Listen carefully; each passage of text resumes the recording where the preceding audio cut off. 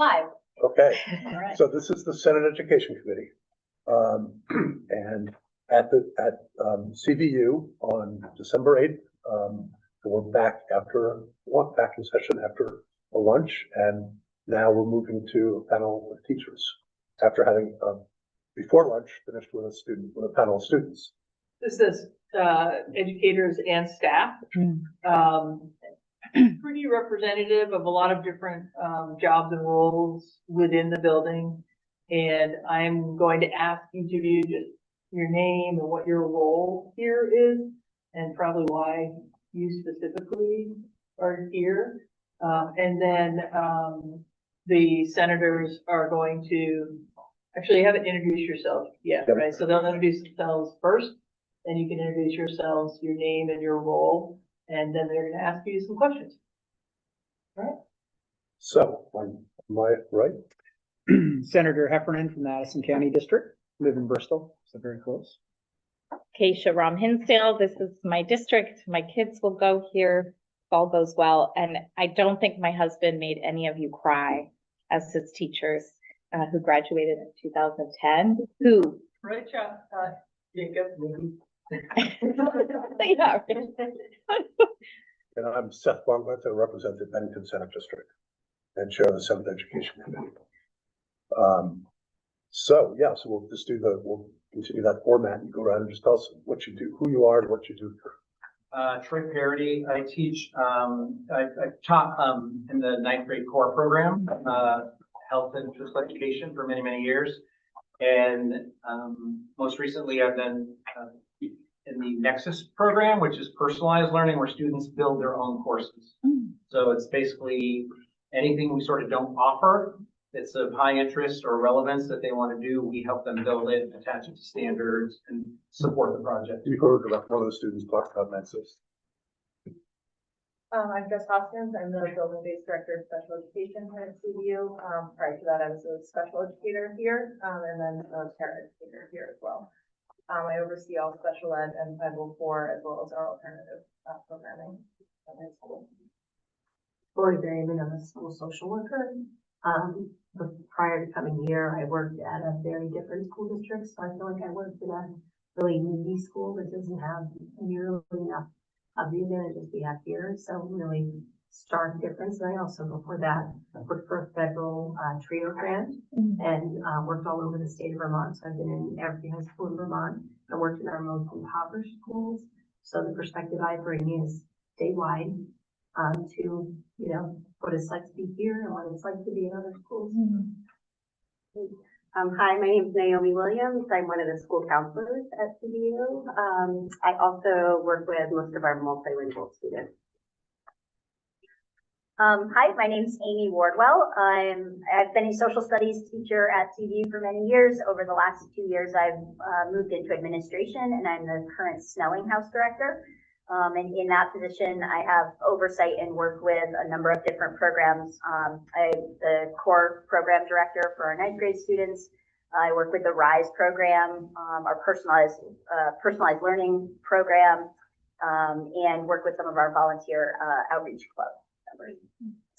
My name is Katie Mack. I have been the librarian here for the past 2 years, and prior to that, I taught social studies in Chittenden House in the core and also in the upper house. Hi, my name is Julie Minkar. I'm the Fairbanks House Administrative Assistant. In that role, I'm basically responsible for 304 students and figuring out where they are, making sure where they're supposed to be, and that sort of thing.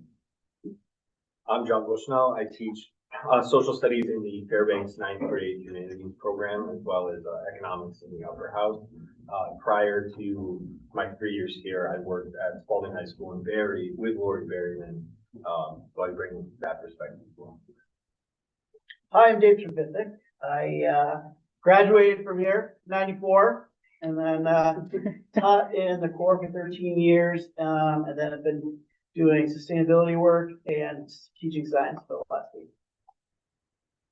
My name is Brad Miller, and I teach 10th and 11th grade social studies. Previously was a teacher in the 9th grade in the Snelling Corps, and also worked with Lori and John. That's Spalding High School. It's not. So, thank you. Yeah, Just to set up the discussion, we are trying to, last year during the session, we tried to get out a couple of times to visit some schools and gave up. It's hopeless during the session. We're all way too busy, and we only have half a day because you have a morning committee and an afternoon committee. We're an afternoon committee, so it doesn't work. So we're using this time before the session to try to, A, just to get out and visit some schools, and visit some districts. But B, try to just step back from the discussion that we all know is out there about the bill and the legislation, but make sure we're focusing on the bigger question of how we're achieving the provision of an excellent educational opportunity for every Vermont child. And so just to give this a little perspective, we started in Canaan. I can't remember, 3 weeks ago, whatever that was, it was 3 weeks ago. Snowing. And yeah, it was snowing. And there's a school in Vermont, small by necessity, it's Canaan. And so very tiny school, and we did the same thing, though, same format, same, student panel, teacher panel, and really fascinating. And we've been to Woodstock and we've been to Rutland.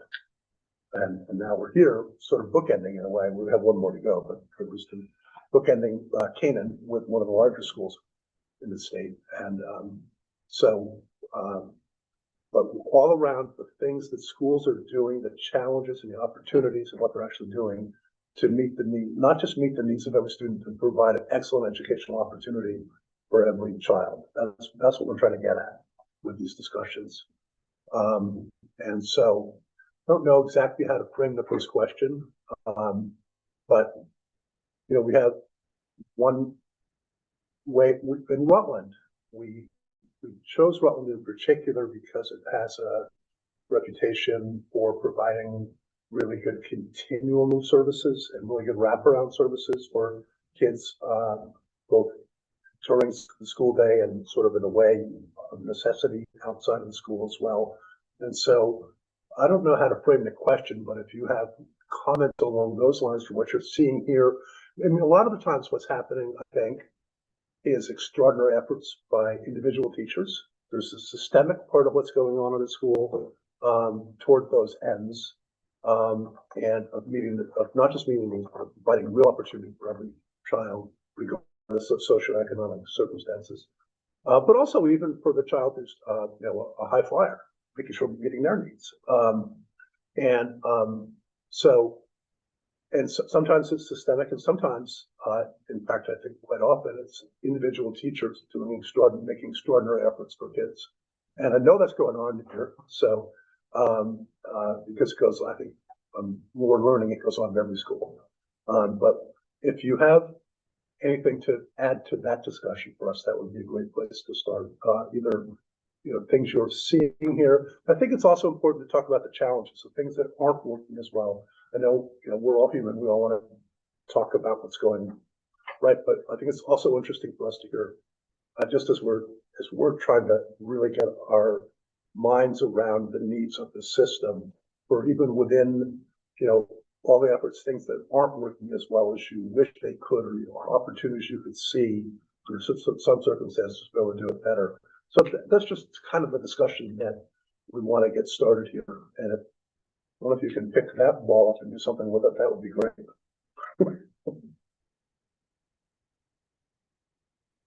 Well, what comes up for me is, it was really interesting to be in a school that didn't have as many resources, but had this amazing work-based learning program, and to come here and not have a work-based learning program. And no offense to yourselves and your peers in government, but it was an unfunded mandate with flexible pathways and, but we'll just call flexible pathways, there's more to it, but, so it's great to offer work-based learning. It's not great when you don't have transportation. So the kids who end up being able to take advantage of that often are the kids who have access to a car, right? Or parents that can support another vehicle in the household. So I feel like there's a lot of people here that bend over backwards, like you were talking about, teachers that have connections, myself included. And part of that is then you run up against some of the legislation around what's allowed with tech centers and their co-op programs and work-based learning and what's allowed. So I think what's frustrating to many of us is that we see, even in my practice as a social worker, and I do a lot of mental health work, is that's what gives kids hope.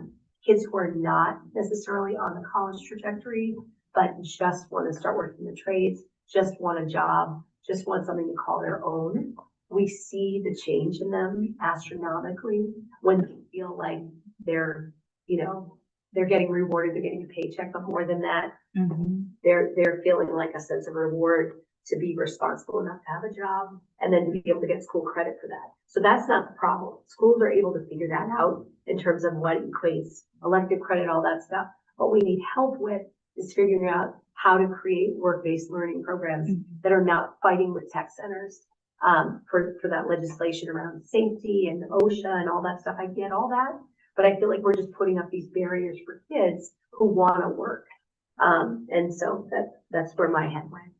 I'd like us to stay in touch. I'm leading a CTE work group, and Oh, you'll great. see an op-ed from me in the local papers about exactly what you're saying. And I have a bill in the works, but we really do have to approach it from all perspectives. And yours is one that's kind of missing.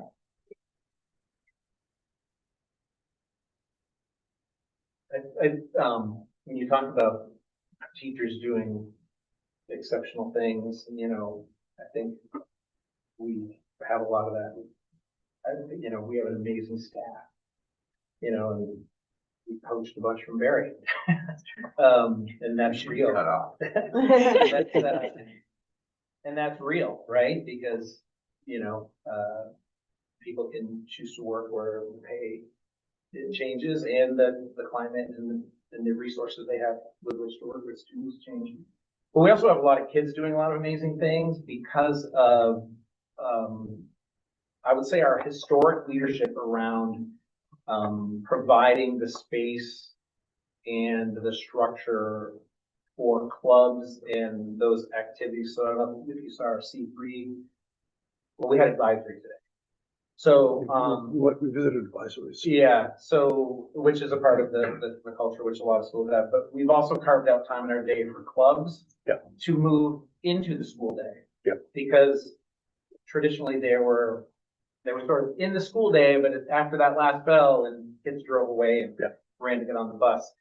So we have a lot of things happening with student groups. Naomi is part of one, and there's so many with unified sports and clubs, and that because we moved it into the day, that it's accessible for every single student and kind of expected a little bit that you are taking advantage and being a part of those communities, those clubs that do those things and support others, not only in our community, but the greater community, and find ways to do community service and collaborate around, you know, civic justice and any of those things.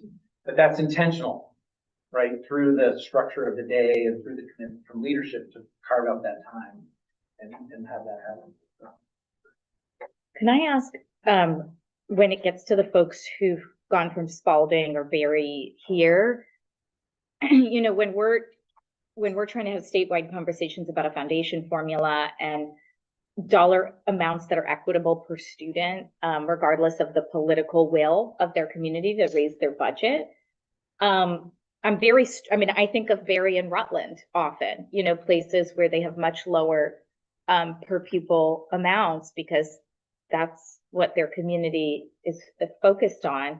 And I'm in a position of wanting to defend the largest, one of the wealthiest districts in the state, but I can't ignore the rest of the state. So if I think those of you have perspectives from around the state, it's helpful to compare that and compare what it's like to be at a school that has had its budget voted up for a long time, which is not the same in other parts of the state. Although they had it voted down. That was a shock to everyone, as it was to me who voted for the the foundation formula strikes me as real equity that we actually haven't had before, and there's a lot of grumbling about it, but we have said we have equitable schools just because a local community votes on their budget with very inequitable amounts that we spend per student. So I'm pretty attached to the foundation formula, and if people have other feelings about it or can compare different school districts, I think that's helpful for us. I think that there was definitely more of a feeling amongst the faculty in those buildings of the angst anytime a budget vote came. You know, I think in my 6 years there, I don't know that it ever passed the first time. Right. Thinking that, I'm not too sure. And so there's that uncertainty, you know, obviously makes it hard in the workplace, and the students would catch on, you know, because there'd be union days where the teachers would dress up to be supportive of each other. And that, as you know, you rightfully pointed out, is an issue here. And it's just one of those things that I think the community and the school, the teachers and the staff, it was almost, it felt a little bit like an us and them thing. I don't do social media or anything like that, but people would tell me about a lot of the nasty stuff that would show up on the socials. And yeah, it definitely made it uncomfortable and unpleasant at times. But at the end of the day, you know, we came in and did what we could with what we had. And that was what it was. Were you done? Yeah.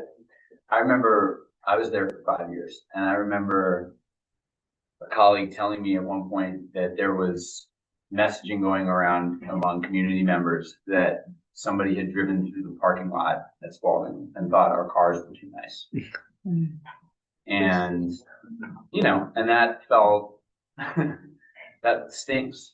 But, and, you know, it's probably less specific than you want it to be, but the reason that I ended up applying for a job here was I wasn't unhappy at Spalding, because Spalding is filled with wonderful teachers, truly. That's not lip service.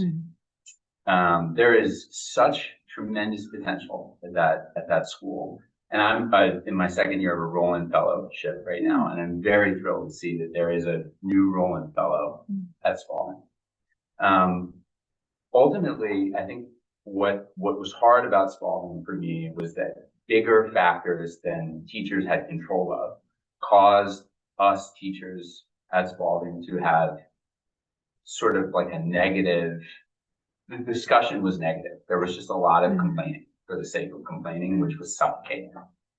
And then I came here, and for a bunch of reasons, probably money is one of them, but then there's other reasons that we could talk about. The attitude here among colleagues was solution oriented and positive. And that was the biggest change for me coming here. Absolutely. I would just add that there was this element of you're not going to keep people here. So I felt like we had young teachers that didn't stay, who had already inexperience, which you can work with because there's a lot of really, really great people there. But there was this tension in it.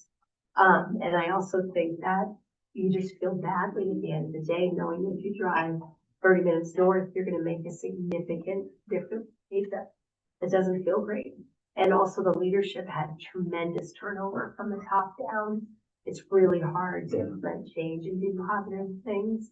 So the biggest breath of fresh air for me was the leadership and just feeling the solid, like you're respected and you're appreciated. And professional development, you didn't have access to it. I spent the last time I had to go for my relicensure, which we're responsible for our hours. I had to find all free opportunities, which that is so stressful to try and find free opportunities for PD that we're required to do. It's kind of ridiculous. So here that's not the case. One other thing that I would point out too is coming here to bring it back over to the student. One thing that we've done really well here, and I've taught ninth grade my entire career, is our core program here. It is really a wonderful way of helping students make the transition from middle school into high school, helping students find a sense of belonging, giving them a community right off the bat, and giving them the extra support and the safety nets that they need to make sure, hey, you're going to be okay. We're going to help you become, you know, you're a little fish in this big pond now, but we're going to make you successful. Can you explain CORE a little bit better then? Sure, and I think there are other people in this room who are probably far more qualified than I am too, but I still see myself as the new guy here. That we have our 4 cores, and each freshman, as they come in, is assigned to a specific core, so they have the same team essentially in theory that would be teaching them. So we can get together, we can have our weekly meetings, we can talk about students, maybe who we're concerned about, or, you know, we can talk about students that we want to celebrate, put up for awards. And it just creates this really, really tight-knit sense of inclusivity where, you know, we do these different things together. We are Fairbanks Core, Chittenden Core, it's something to be proud of. And it's just like a great way to help students make that transition. And if anybody else wants to add anything, I forgot. There's 4 houses, Yeah. like Hogwarts, Yeah, and the that- core team is the 9th grade experience in the house. so what does it have to do with their education end, or is it just getting them, more familiarized? The bridge between a middle school model and a high school model, so a team of 6 teachers, including an embedded special educator, have a group of, depending on the year, around 80 kids, eventually year to year. And those kids share those 6 teachers for the year. And that way it's a middle school model, and then we use the core, for electives, which gives them access to the bigger building. And, we've got a school the size of Charlotte, right? And then we've got a school the size of Williston. Williston's bigger than Canaan, Mhm. right? So when you think about the kids coming into the 9th grade here, depending on what town you're coming from and what your experience has been, that can be pretty jarring for kids. And so the core is meant to do several different things. And one is to make them feel part of that community and that they're known well. But it also allows us to do what we want to do in terms of climate and culture, because they're in that little pocket, and you can do a lot of different things with them interdisciplinarily and think about what are our real goals here. And I don't know if you saw when you came in the building, like to take care of the place, take care of each other. Like a lot of that is what happens in terms of creating the culture that we want to see throughout the 4 years, and it happens in the core program. And we can, they can blow up that schedule and do whatever they want with those students, to respond to situations or for curriculum wise. So it's a really important way for us to build climate and culture, which is so important when you have 1,300 kids in a building. They outnumber us. But I also think support student proficiency as well. So you're able to like really rapidly intervene. You're able, speaking to the slide earlier, like every kid's name is known. You're able, a lot of curricular initiatives begin in the core. So our push towards standards-based learning began 13 years ago in the core. So you're allowed to sort of innovate on a smaller scale in a large institution.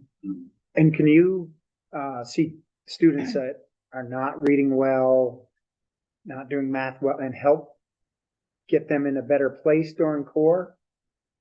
That's the major reason why we have an embedded special educator, as part of that model. Those shifts that happened 12 years ago, something like that, maybe 10 years ago. So the special educator is responsible for case managing all students on IEPs and 504s who are in that team, and is also able to provide supports to students outside of that caseload by our educational support teams. So yes is the short answer.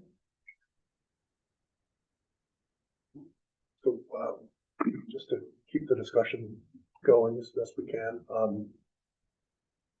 what do you do, not just in the core the first year, but throughout the school? And one of the things that I think happens, or could happen in larger schools, I should put it that way, is there are those kids who fall through the cracks. The ones who might actually, under some circumstances, be capable enough, but sort of just slide through and get their C's and get, and what do you do to draw out the potential of those kids who are trying to hide it and not get drawn out? So, because I think that's probably the challenge in any school, and perhaps a bigger challenge in a larger school, ironically.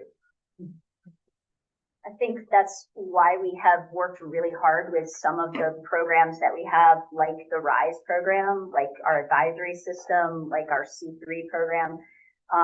We put a lot of time and effort into building relationships with our students so that there is at least some adult in the building who knows every kid really well. And for that child who is, sort of sliding through algebra class, if I know them really well and can say, I know math is not your thing, but you really were amazing in your woodshop class. And let's look at what are some possibilities. We have a RISE class that we're going to offer this year that's, let's say we're going to do a woodworking class for bowl turning. You might really, really love this. And with teenagers, it's finding that one thing that will hook them. And that's a labor intensive process. And that's a really relational process. And if we don't spend a lot of time and energy helping every student kind of find what they're passionate about and have adults who are really committed to that, we are going to lose those kids. They're going to fall through the cracks. But I think the things that we're trying to do with advisory, with spending time in C3 and RISE and project-based learning programs like Nexus, it's to combat that very thing. Help those kids find the thing that turns their world around. And sadly, sometimes those are the first things that get cut when we start talking about, reducing budgets. And that's the thing that really frightens me as an educator, is to lose the things that really actually get us the most bang for our buck with kids. And we do have work to do in that area, and we're doing that work that's been identified as an area we need to strengthen our MTSS system. Our multi-tiered system support in high school is really complicated in a different way than at the K-8 to have a really robust MTSS system. MTSS A is. multi-tiered system of support. Okay. So that's Yeah. like, Okay. Jericho Elementary School, my daughter, when she was identified as having missed a couple of those vowel combinations or whatever, she got pulled by the reading interventionist for 3 weeks. And I got a little note home that said, hey, she did it great. She's doesn't need intervention, where that's an example of a multi-tiered system of support. For many reasons, it's very complex to do that at the high school. And we are working on that at a school level right now with support from the district, primarily focused on attendance this year, to try and figure out how we use our data to identify signs of absenteeism early when we know that intervention can be more successful. And that's labor intensive and time intensive and people intensive. Have you found that absenteeism has been a problem that was exacerbated by COVID? I've heard that. We just heard that. Our a number of times. absenteeism rate skyrocketed after COVID. Yes, it went above 25%. I think is the average across the state of Vermont, and CVSD was not any different. We're back down slightly below the state average, and believe. Over there. Who was that? 10% or under right now. Yeah. But So- on a given week, it's 10%. With that, In a given week, 10% of kids miss the last one, time we looked at it, one. about a few weeks ago. And the reasons behind chronic absenteeism are really complex, and they overlap significantly, especially with older students with issues around mental health and socioeconomic status. We have kids who have pressure to work to support their families, and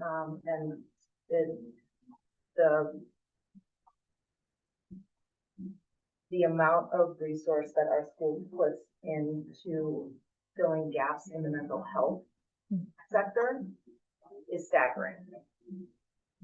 And it is a huge barrier for access to kids. And there are significantly fewer resources in the community through no fault of the Howard Center. It's just a fact that there are fewer resources for our kids.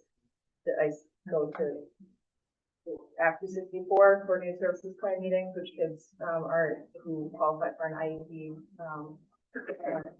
in some cases are entitled to. Coordinated services between the school and the Howard Center. The only player at the table who is required to provide services that are agreed on at a CSP is the school. There is no requirement that community mental health organizations follow through with the services that they book kids on wait lists because they don't have staff. There's no requirement. They follow through. Sometimes our district also doesn't have staff, but we still have that requirement. And that is a huge challenge in delivering good quality services for kids. Absolutely. I would say another, just to, come off of what Jess was saying, one of the stark differences leaving Barry and coming here is I was the director of school counseling when I was in Barry, and the amount of kids I would have drop out weekly. I mean, I had at least one kid a week, and they'd figure out when they were 16 if they had parent permission, and too often, for the reasons you listed, parents were happy to have the kid not come back to school. And so if you call with the CSP meeting, this community, DCF is involved. DCF was overworked and underpaid. That district was not a great place to be in the DCF system, I'll say that. And they would come to the meeting and the parent wouldn't want to meet at the school, and they would want it to be my meeting, and the parent had a bad taste in their mouth about school themselves. So to set us up as the owner of that meeting was a bad idea from the get-go. So to echo what you're saying, when that puts us in the driver's seat, you have to go to school. We want kids to go to school, and I feel like that was a huge difference coming here for the most part. Our kids want to be here. To not be here means there's a reason giving in a way, and we do have a mental health team. We did not have that luxury in Barry, and our counselors were overworked and stressed out, and so I was able to bring in graduate students to work as my graduate assistants who were at the end of their program in clinical mental health. So they had free counseling services because parents couldn't leave work to bring their kids to counseling appointments. We also do that here. We have some interns, but we also have a contract with a community mental health agency that comes in, which is fantastic. And our school counselors have caseloads of almost 300 students on their caseloads. So having social workers available to be able to take that mental health load is remarkable. For a ninth grader struggling to be referred to the mental health team, they're going to be seen within a week.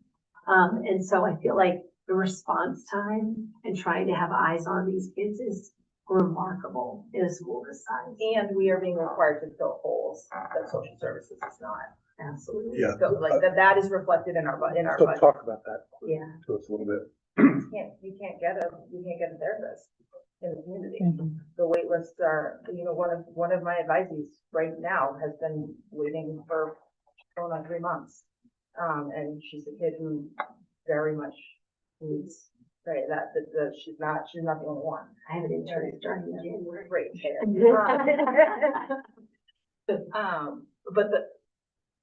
But we know what the services are that the kids need. They need mental health services, they need food assistance, sometimes they need housing assistance, and we want to be able to provide all of those things. That may be the charge of public education. If it is, it needs to be funded in a way that allows us to do that.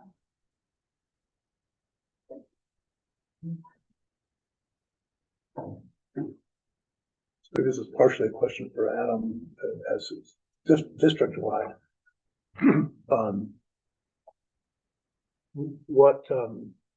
I had one principal say to me in Bennington County, if it were up to me, she was an elementary school teacher, but she said if it were up to me, buses wouldn't run until 5 o'clock.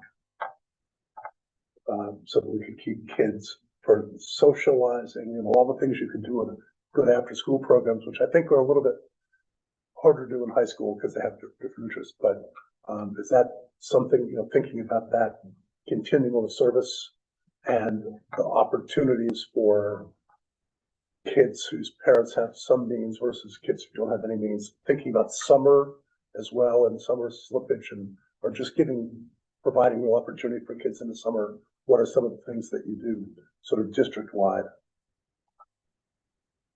Yeah, I don't know if anyone wants to respond to that, but I'd just quickly say, I think that when we were talking about that Icelandic study that I shared earlier, yeah, that third space idea is really important, home, pool, and then what happens in between. I think part of the reason why this group has been, still willing to work on things like the C3 program we mentioned and RIDE, having it be embedded in the school day allows, it gives permission to some students to step out of how they might be driving themselves, and it also provides opportunities for others to have it.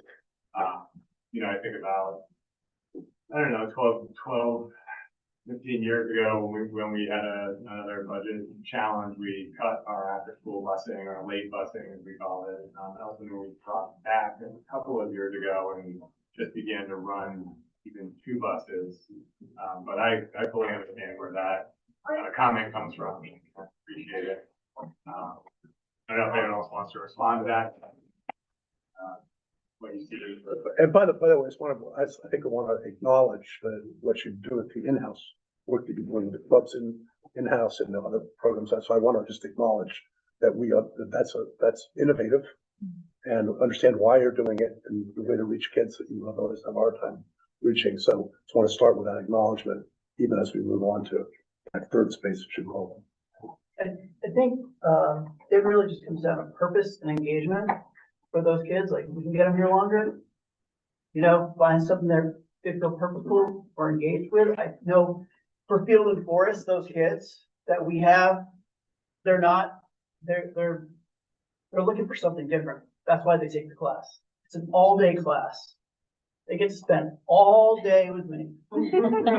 And for some of them to sign up for that, not knowing what they're going to get into, is a real risk for them. But then they find so much joy and purpose that some kids that you would never think would think about going to college for forestry. Paul Smith, these 2 kids just got into Paul Smith because they took this course all day and were outside all day. They really found purpose in that. I think that what we just keep trying to do is innovate different ways to get kids to find their purpose. And then as soon as they do that, they're engaged. And then you got them, right? So I think that's the key to all of kind of what we've been doing. I've heard exactly, by the way, that from other heads of school or people at school, that if you can get a kid to find a passion, and then it carries over to everything else. And so you said, but it's funny because your words are almost exactly the words I've heard. So it's really rings very true. It can be tricky because, we're working in a profession of individuals, right? It's really hard to find the one size fits all formula because every child is unique. And we've got to figure out, well, what are the 1,300 different ways that I'm going to get these kids engaged? And that takes time, that takes personnel, that takes focus, and it may not happen at the same time for every kid, right? Teenagers, they're like toddlers all over again, right? They're trying to explore who they are, they're pushing boundaries, they're trying new things, and not every kid is going to find their thing at the same point in time. And just because you're 15 and you should be doing this as a sophomore in high school doesn't mean that every 15-year-old is going to hit that benchmark at the same time. And I think when we think about education policy, we have to be flexible. We have to allow for that difference in spectrum for all of the different kids in our care.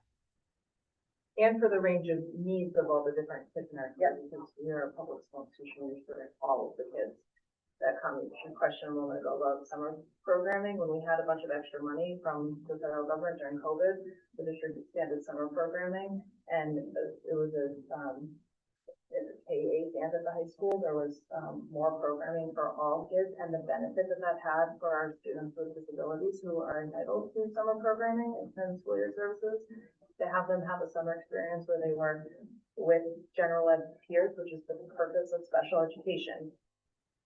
Purpose of special education is to ensure access to the general ed curriculum. That created an opportunity that hadn't existed before, and it was great. And then 3 years later, I don't remember exactly how many, we are not able to continue to support that, which is too bad. So we're doing, what we're required to do with the kids who qualify for it, but standing that opportunity, it rolls all, what's the metaphor? Rises all ships? Rising waters raise all. So to get to the heart of, what's coming up for us, and I said this to Superintendent Bunting this morning, you all shouldn't be forced to prove that scale means we spend less per student. That is, I think, a false narrative that is playing out right now in Montpelier, that if we made all of the schools, the high schools, for example, the size of CVU or larger, we would automatically be spending less money.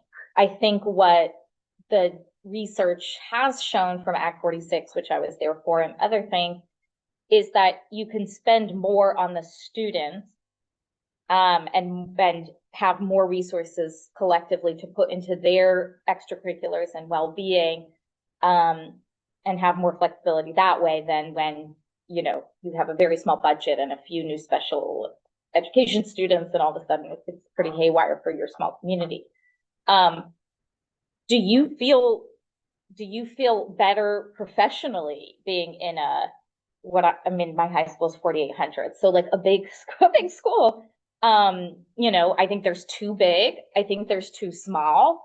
We're reckoning with that, but I think it should be about student success and well-being, not this false idea that we're going to somehow save money. I'll just add that I think if we were to do any maps, they would be around where the state might be able to scrape resources together to match for regional high schools, and maybe more CTE and more, you know, just more facilities that meet student passion and teacher capability. But how do you all square working for this unified school district, the largest school district in the state, hearing a conversation about if everyone was just your size, we would magically spend less? I can speak to this because my first 7 years were at BFA Fairfax, which is a lot smaller, and my husband still works there. And I think it's, as I think echoing what everyone has said, the teachers are spectacular in Vermont, and there's Herculean efforts going on everywhere.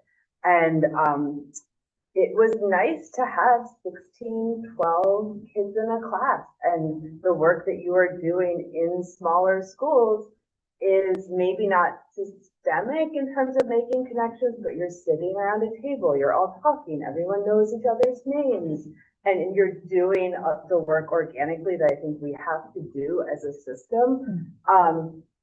Being at CVU has been incredible. The programs are flexible, you can innovate, but that doesn't necessarily, you know, mean that our students are getting a better education than students. It just looks different. I live in Bristol as well, and served on a committee several years ago to try and potentially merge administratively the Virgins and Mount Abraham district. It didn't go well.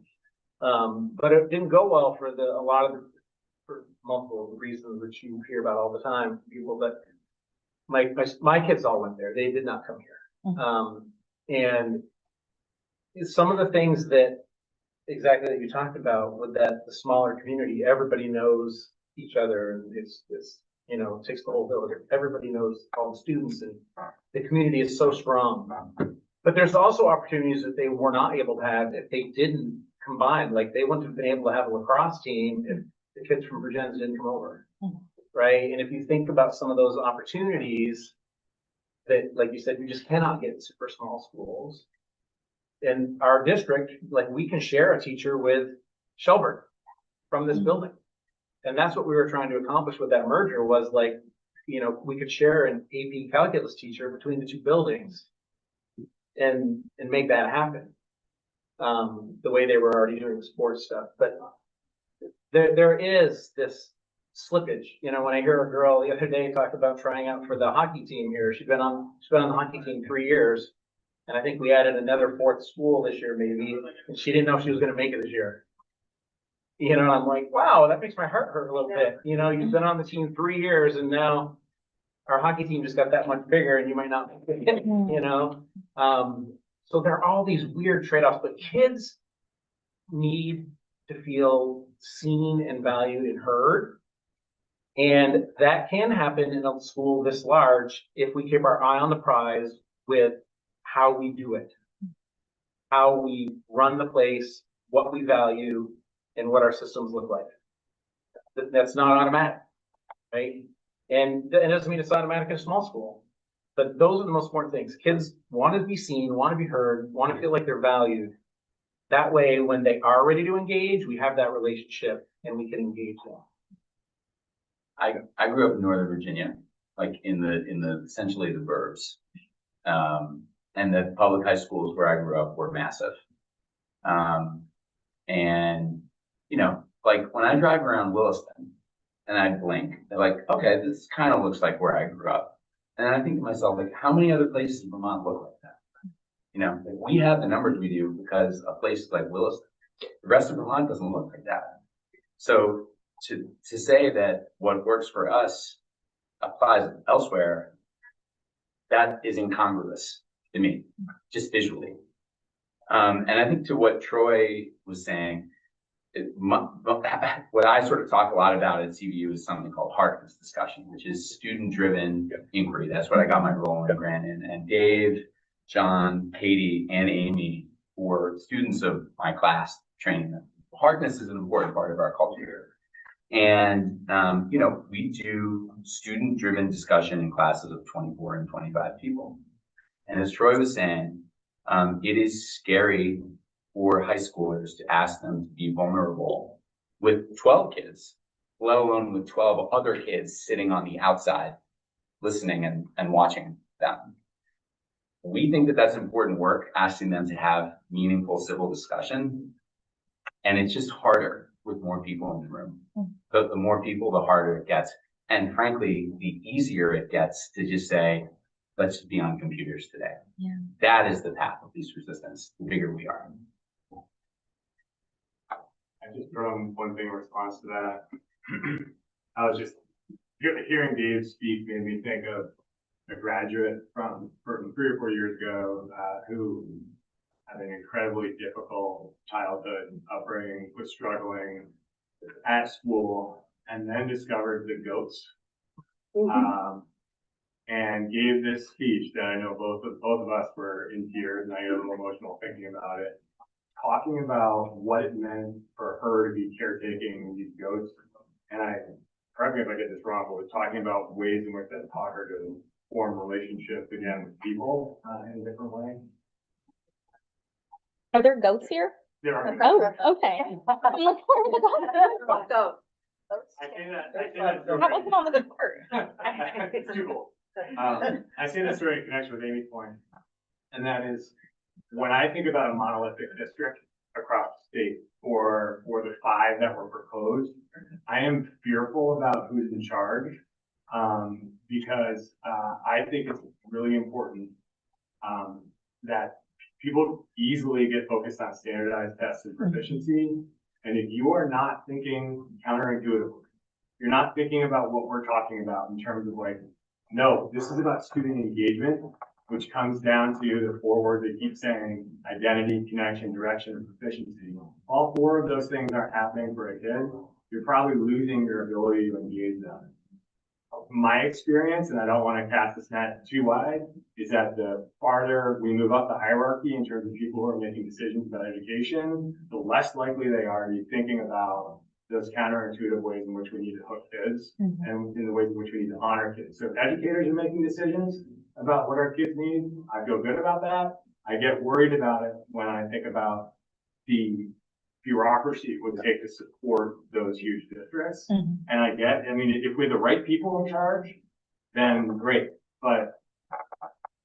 Yeah, you're talking in some ways about the ability to be entrepreneurial in the way that you deliver education based on the needs of your community and the kids you serve. Even having this discussion alone, is education about citizenship or developing citizens, or is it about developing careers?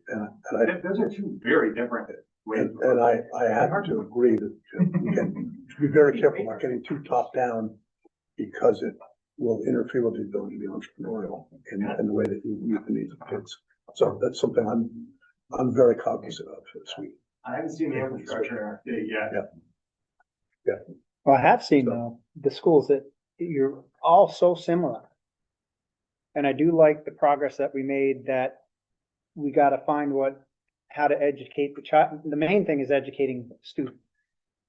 And whether we have to take which path to get them interested. All schools that we've been at seem to have a program. Now, can we get that more standardized? Yes, that would fall under all you people meeting and deciding that. Our hardest part of this is we only going to have X amount of dollars to do it with. And then how are we gonna spend them X amount of dollars? And we all see how things get wrapped around the axle of, had the students say, you know, hey, they closed this course that some of us were very interested in. And they were really going, why didn't we get from top down? Why, other than, oh, that they just cut it out of the budget? Well, cut it out of the budget because there was only 6 kids going to it. And we just can't afford to pay one teacher to teach 6 kids. And I think the students would understand, and we're teaching them adult decisions right there that you don't always get what you want. And it's a hard reality of life. But the main thing is taking the money we have and educating these kids as well as you are. Did you ever get the number per child yet? How much it was? You know, the state's given a number, then add-ons to it. Can everybody do it that? We know up in Cannon, they can't right now because they're too small. And there's no way of making them any larger. Can we incorporate with New Hampshire? That's a whole different discussion to make a larger school. It is just trying to good, common sense decisions that are gonna make our voters happy, make teachers happy. Now, I am not arguing that you're not paid enough because I couldn't do what you're doing with the children that you're doing them with. But some of the students are exceptional, like, wow, it must be a joy to come and meet with them every day. So it's how we are gonna do it with the little bit of money that we have. And that's really the biggest question. And is it consolidating some? Your communities don't want it. I know that for a fact. But we can keep affording to keep all these buildings going? We can't. So as a community, and that's how I'd like to see a community deciding. In Bristol, you know, they knew it. Administrative was like, hey, we're all for it. And then just the local people were like, wow, we don't want to lose our identity. And it's like, well, then when tax bill comes, just say yes. And they don't want to say yes no more. So that's what I'm gathering from meeting with all you. And I believe every school that we stopped at, it's a renowned, you really care about your students, care about your school. And, you know, now we just got to figure out how we're going to afford to keep it within what little bit of money Vermont has. So. I know we're about 10 minutes over for the public comment. We're not that crowded, public comments. Well, if you want to- I'm so surprised. I'm like, what community am I in? But, thank you very much. Yeah, thank you. for your time. Thank you. Thank you. Appreciate it. Naomi. Thanks, everybody.